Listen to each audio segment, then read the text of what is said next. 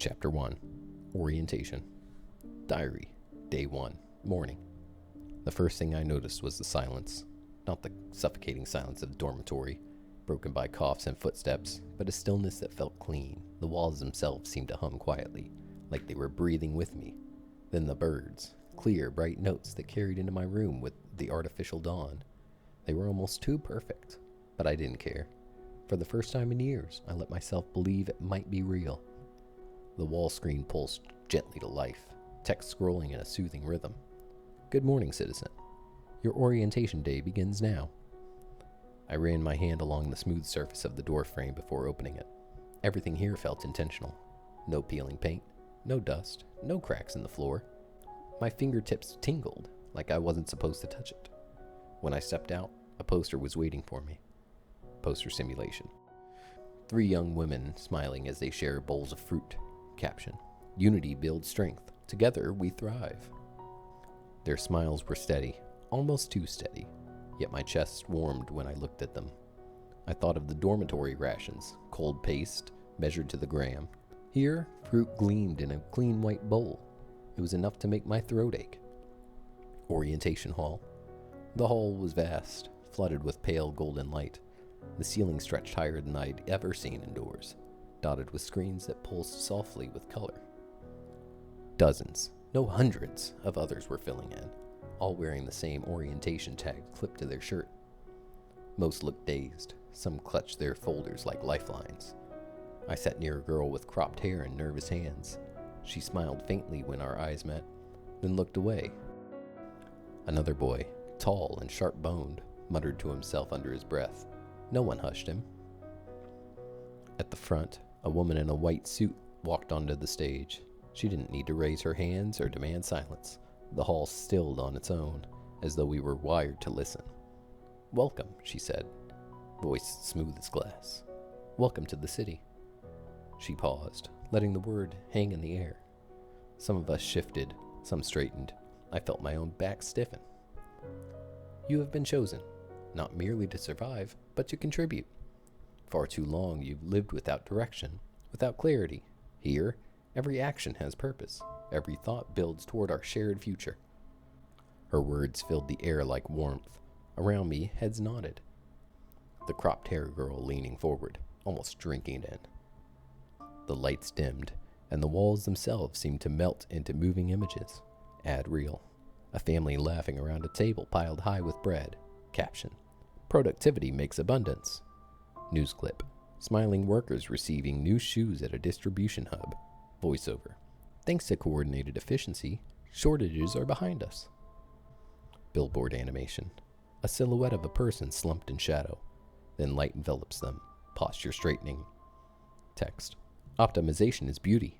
Optimization is freedom. The tall boy whispered something like, It's beautiful. The cropped hair girl clutched her folder tighter, her lips pressed together, eyes shining. For a second, I felt it too. My stomach tightened, not from fear, but from something sharper. Something that felt dangerously like hope. Small group session. After the presentation, we were divided into groups of 12. My guide introduced himself as Oren. His smile was warm but never faltered, not even once. His voice had a cadence to it, like each word had been placed carefully on a shelf before being handed to us. You'll each begin cognitive optimization sessions tomorrow, Oren explained. These are not invasive. They are routine care. Our physicians will ensure you remain balanced, productive, and fulfilled. When he said physicians, a flicker of unease rippled through the group. Even the cropped hair girl shifted in her chair.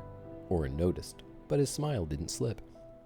Think of it, he said smoothly, as hygiene for the mind. We toured the district. The streets were spotless. Buildings gleamed with mirrored glass, yet none of them looked empty. People moved everywhere, purposeful, fast, yet not frantic. Each face seemed untroubled.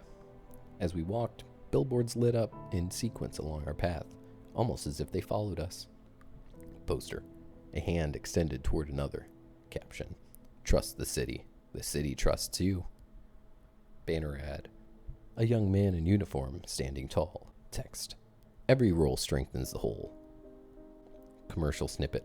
A voiceover murmured. Balance your energy with nutrient bars, available in citrus, berry, and mint. By the time we returned to our assigned apartments, the city already felt like it had been mapped onto my mind. Clean streets, strong voices, smiling faces. Diary, night, day 1. I should sleep. Instead, I keep replaying Oren's words. The woman in the white suit, the flashing images. The food at the cafeteria tasted rich, almost overwhelming. The bed in this apartment is soft. So soft, I don't know how to lie still. The posters glow faintly from the wall, even in the dark, as if the city itself doesn't sleep. But the strangest part? My memory already feels blurred. I can't remember the exact phrasing of the speech, though I swore I'd never forget it. I can't recall how many sat in my row, or what color the tall boy's tag was. It's not gone, just smudged. I tell myself it's exhaustion. Tomorrow will be clearer. Tomorrow begins the sessions. Log entry, Session 1, Initialization. Subject ID, C2045A. Neural interface, online. Persuasion layer, messaging, low intensity. Biometric baseline, stable. Emotional resonance, heightened. Anticipatory, receptive. Observations. Subject displayed marked positive response to communal imagery. Hesitation detected at mention of physicians. Flag for monitoring. Memory recall of non-essential details degrading during first exposure. Acceptable within parameters. Weather. Mild with intermittent precipitation across northern sectors. Transit. Line 3 temporarily rerouted for scheduled maintenance. Commerce. Nutrient bars now available in citrus, berry, and mint. Miscellaneous. Pet adoption drive reports highest participation this quarter. Status, subject receptive. Proceed with gradual acclimation.